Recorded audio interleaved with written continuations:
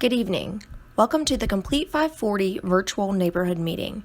My name is Catherine Lorbacher, and I'm the Complete 540 community contact for the North Carolina Turnpike Authority. While we wish we could be with you in person, thank you for joining us virtually. Tonight's agenda is shown on the screen. I'll introduce our speakers and key project contacts. We will receive a short overview of the North Carolina Turnpike Authority and the Complete 540 project, go over construction activities in your area, and then answer any questions. Joining us this evening to help answer questions, we have a panel of the project team from the North Carolina Department of Transportation, the Turnpike Authority, and the Lane Blythe Joint Venture. I would like to introduce Dennis Jernigan, Director of Highway Operations with the North Carolina Turnpike Authority. Dennis is in charge of construction for the Complete 540 project and spent 25 years with ncdot before joining the Turnpike Authority over 4 years ago. Let's begin with an overview of the Turnpike Authority. Dennis, please take it away. I did want to reiterate something Catherine said, and that was that we would much rather be doing this in person. Before COVID came along and the pandemic came along and we all got quarantined in our homes, we had the opportunity to meet quite a few people along the corridor who are now and will be, once the project is finished, our neighbors. And as Catherine said, we would much rather do it that way, but I know everyone understands why we can't. But we do thank you for joining us tonight in this forum so we can share information directly with you. So with that, I want to, as Catherine said, go ahead and share a couple of things about Turnpike, about the North Carolina Turnpike Authority in general. So Catherine, if you will advance, please. So the Turnpike Authority was created in 2002 by the General Assembly, and we have operated a business unit of DOT since 2009. We're involved in all toll projects in North Carolina, but we don't just build and maintain facilities and collect tolls. Our goal is to provide and improve motorist experience, a better motorist experience for those not only on Turnpike facilities, but elsewhere as well. And a couple of examples of that are that we currently have research and pilot projects on wrong-way driving and wrong-way driving pavement marking on the Triangle Expressway and the Monroe Expressway, facilities we'll talk about in just a minute. We're also involved in connected and autonomous vehicles. So we got involved in January of 2017, and we're still active in those circles because it's a technology that could make travel on North Carolina's highways and motorways safer for all motorists and not just those traveling on Turnpike facilities. So our next slide is going to tell you a little bit about where we are, where Turnpike is, and where we operate in North Carolina. The green projects or the green boxes represents facilities that are open.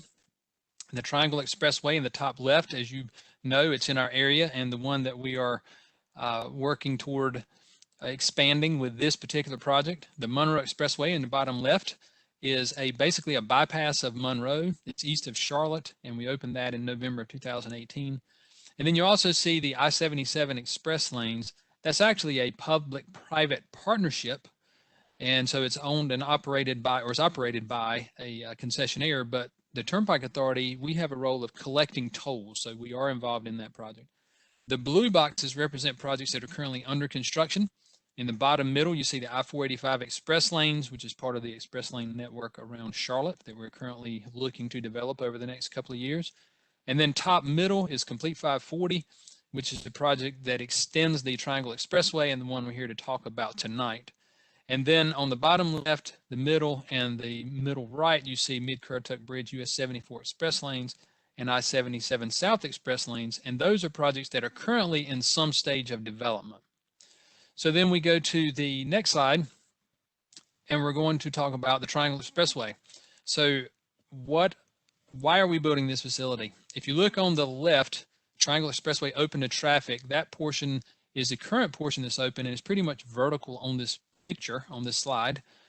And so that is the portion that's open to traffic. Then you look along the bottom, as you see designated as Complete 540 Phase 1 under construction.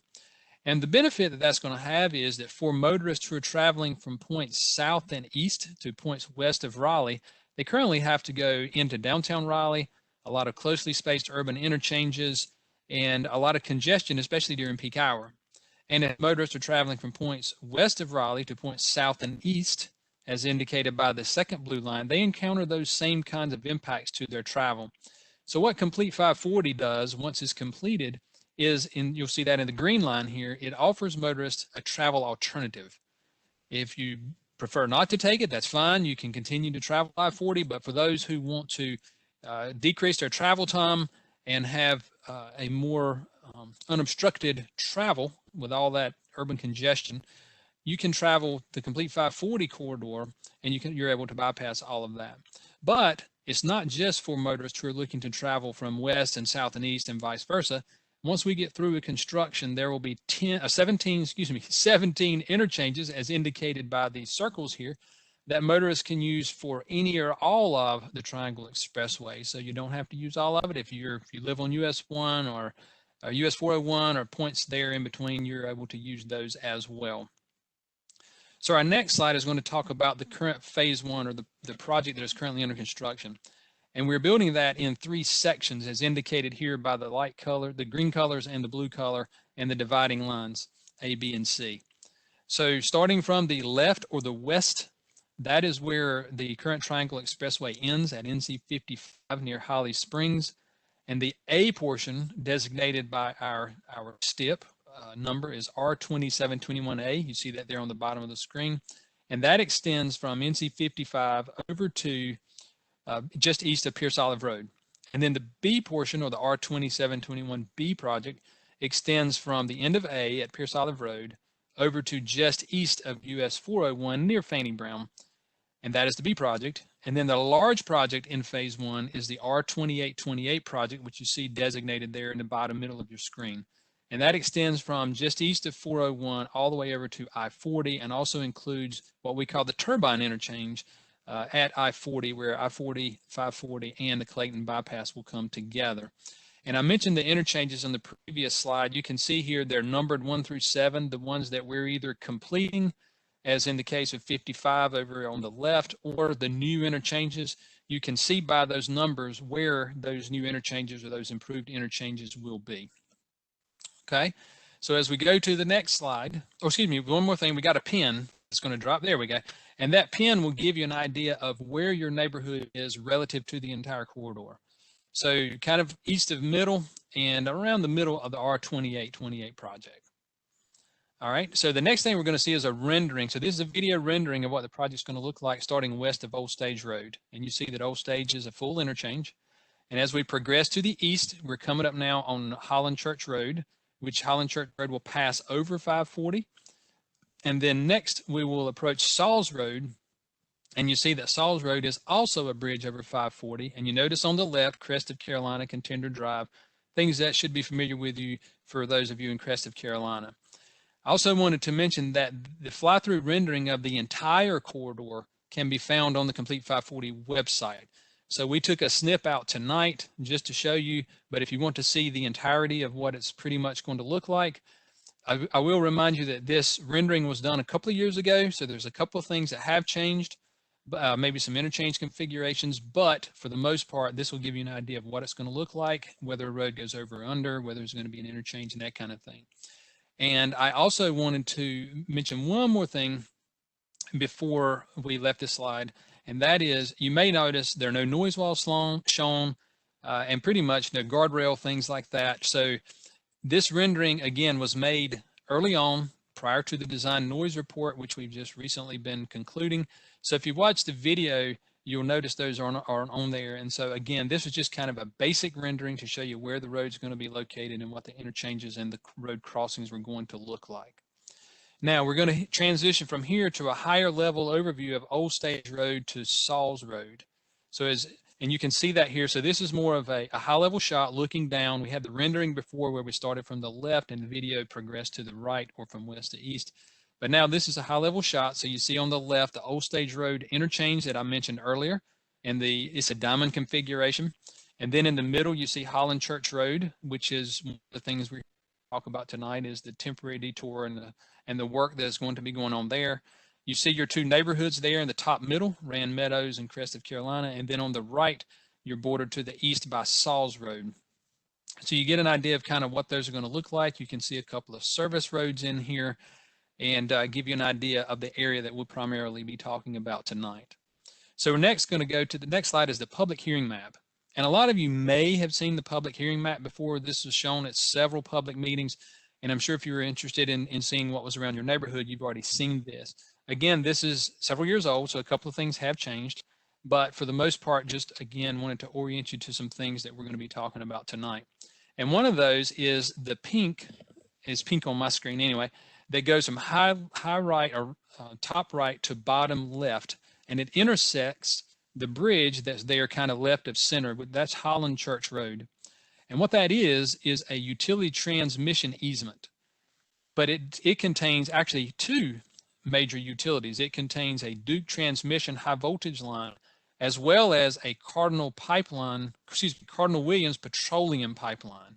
And so there's a lot of work that's coming together right there at that one location at Holland Church Road.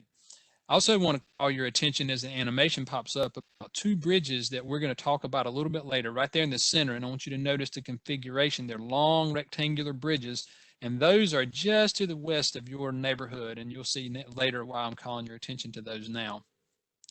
So as we go to the next slide, this shows the detour and the map for Holland Church Road, for the Holland Church Road closure. And it should be the same map that was on the postcard that you received, but I just want to briefly run over that. And the detour starting at the bottom includes Harvey Johnson Road, and then on the right in the vertical green line is Sauls Road, and then as it takes off at an angle to the left, that's 1010 Road. So the closure for Holland Church is south of Horse Creek Road, and it is north of Ashton Hollow Drive. And one other thing I wanted to mention about the closure here is just for those of you who have school-age children and those riding a bus, we coordinated with Wake County Schools to make sure that the turnarounds are adequate for their buses. So you may have recently seen some work on Holland Church Road where we put turnarounds that accommodated their buses.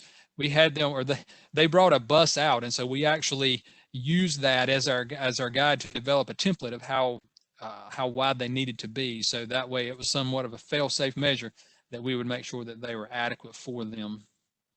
Now, the next slide that we're going to go to, here we go, is Sauls Road.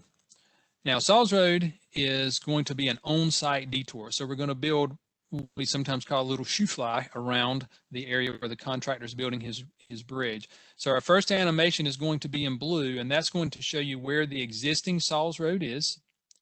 And then our next animation is going to be in green, and that shows you where the detour alignment is going to be. And that detour alignment ties in just south of Contender Drive, which of course, as you know, for Crest, Carolina, is the entrance to your neighborhood.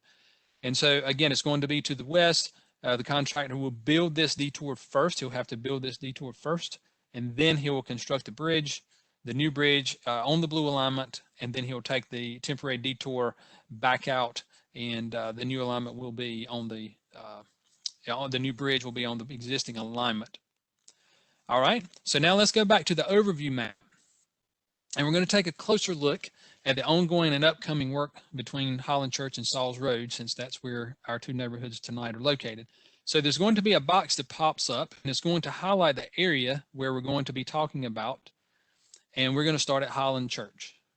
Okay, so there we are. So that's the area we're going to be talking about. And as Catherine hits the button, that's going to slide over to the side, and you'll get an idea of that area we're going to talk about. There we go. And what you're going to see now is our plan sheet.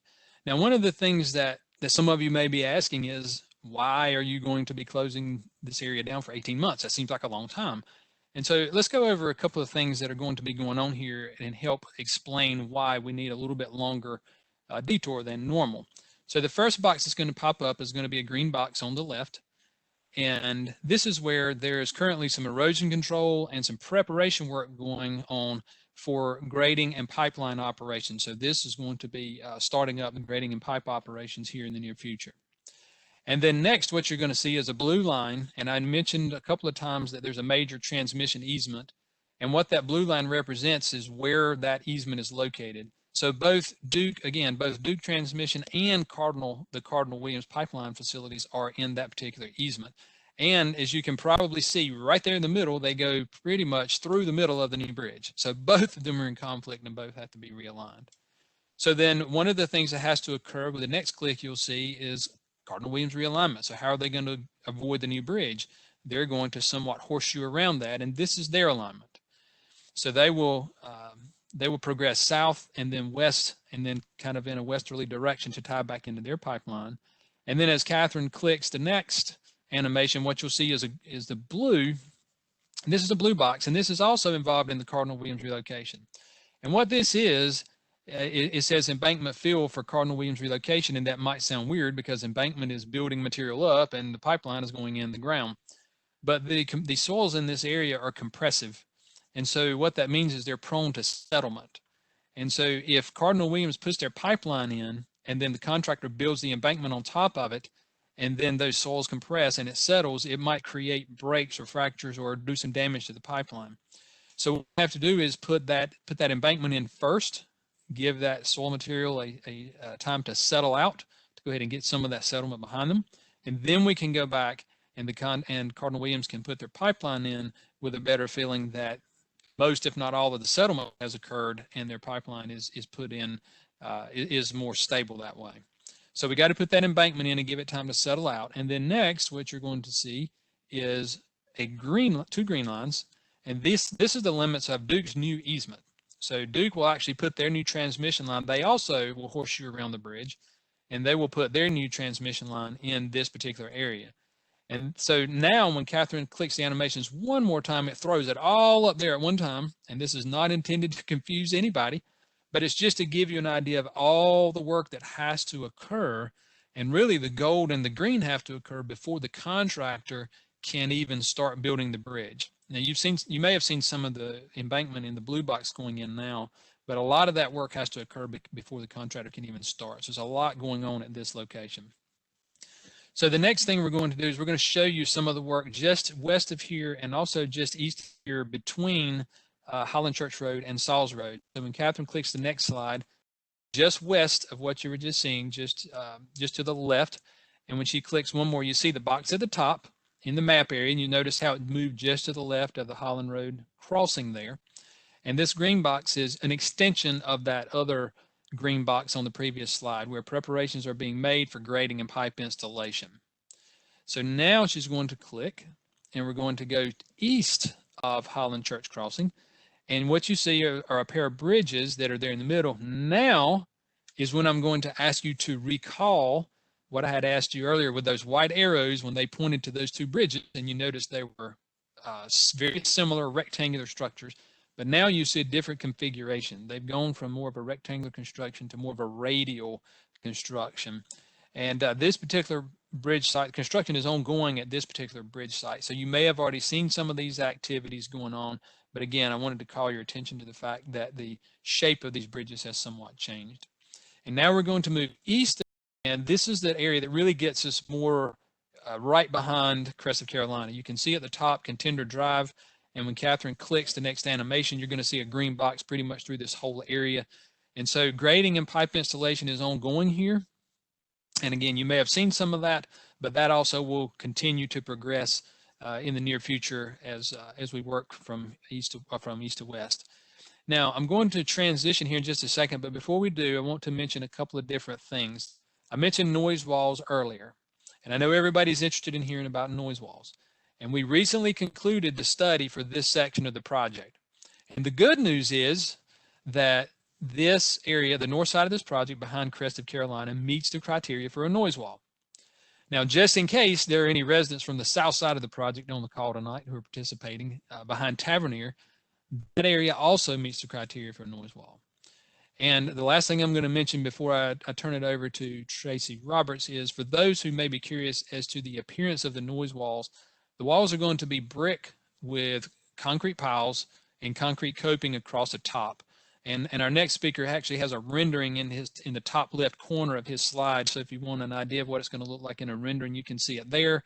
But if you've driven the Triangle Expressway or you want to drive the Triangle Expressway from 55 West at Holly Springs and see the noise walls, that will give you a good indication of what they're going to look like throughout this corridor, because all of them are going to look the same. And that'll give you a good indicator.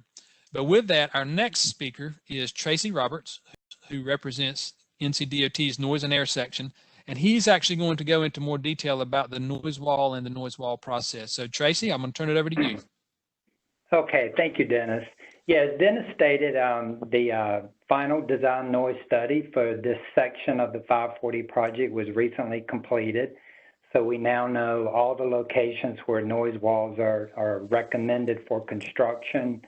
And really the final step in the decision process is something called balloting.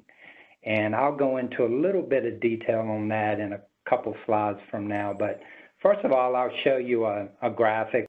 Thanks, Catherine. So here's what's called noise wall 50. That does not mean that there are 50 noise walls on this project. It just happens to be how we number them. But this is the neighborhood along Contender Drive. The line in blue is the location of the noise wall.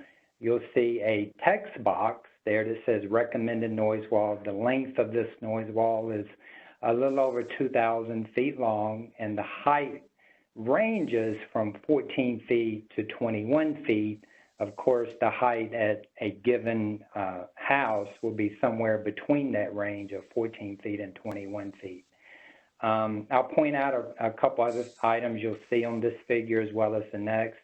You see your neighborhood there on the aerial photograph. A lot of the houses have an orange dot, and a lot of them don't. And what that orange dot means is that you will be asked to vote on this noise wall. So based on our studies, those who get to vote on a noise wall, the noise level that noise wall is going to, the amount of noise that wall will reduce has to be at least 5 decibels or more. And if the noise wall will reduce future traffic noise levels by 5 decibels or more, then you have a right to vote on whether you want that noise wall. All the other houses that don't have dots, it doesn't mean that they were excluded from this study. It just means that if those houses, the noise levels would not be reduced enough by a noise wall to make you eligible to vote. But we did indeed study every house in this neighborhood as well as many, many others. So don't take from this that your house wasn't included in the study. I'll also say that just because you don't have an orange dot doesn't mean that you wouldn't experience a reduction in traffic noise levels from this wall. You probably will. It's just that it wouldn't be enough to warrant giving you an opportunity to vote. Catherine, we can go to the next slide. Okay, this is Tavernier on the opposite side of 540. Again, another noise wall is recommended there. Is shown in blue. That noise wall is about 1,980 feet, a little less than 2,000 feet in length, and that one ranges in height from 7 feet up to 25 feet. And again, we've color-coded the homes there. So the orange dots are the homes that will be asked to vote on this noise wall. As Dennis mentioned, in the upper left corner of the figure, there's a simulation of what these noise walls will look like. They are real brick, except for the columns and the coping along the top, which are concrete, but the panels themselves are real brick. So the next step in the process is the voting process. What will happen probably around the end of this week is NCDOT will be sending out ballots. So if your house has an orange dot on it, you will get a packet in the mail. It's going to be a large brown envelope, and there will be some red text in the bottom left or right corner that says noise wall ballot enclosed in red text. So please don't take that as junk mail. Don't throw it away. That is your ballot to vote on this wall. Inside that ballot, inside that packet will be a letter that explains the voting process. The figure that you just saw for each of those two noise walls, that exact same figure will be included in the envelope, so you'll have that to keep. And then lastly, as you see on this slide, will be a small postcard, and it simply asks you to check yes or no. Yes, I want the noise wall, or no, I don't. And then there'll be a date in red text by which we're asking you to return your ballot. The postcard you see here is for a different project. It's not for this one. So you see June 11th there. You'll have a different date Usually we allow about 2 weeks for you to cast your vote. And then after that initial round of voting, we'll tally all the votes, and if we got enough of a response back, then we'll be able to count those votes and determine if the wall passes or not. If we did not get an adequate response back, then there'll be a second round of balloting where we'll mail the ballots out to all the property owners who did not respond the first time and give another opportunity to vote. And then after that second round is penciled down, we have to make a decision on which noise walls pass the balloting or not. And that pretty much covers the balloting process. So if anyone has any specific questions about how we do our noise studies, any questions about the noise walls in these two locations, then we're available to answer those questions. And with that, I'll turn it over to Catherine, and she'll go through the safety message. All right, thank you, Tracy. In general, safety is the most important concern for our construction team as well as the Turnpike Authority. Please use caution in and around construction zones at all times. And since the work is so close to your neighborhood, please keep children away from any specifically delineated construction zones. For more information on the Complete 540 project, please visit ncdot.gov/complete540. If you would like to email us, you can reach us at complete540@ncdot.gov, or feel free to give us a call at 1-800-554-7849. Or you can follow us on Twitter at @NCTurnpike or at @NC_QuickPass.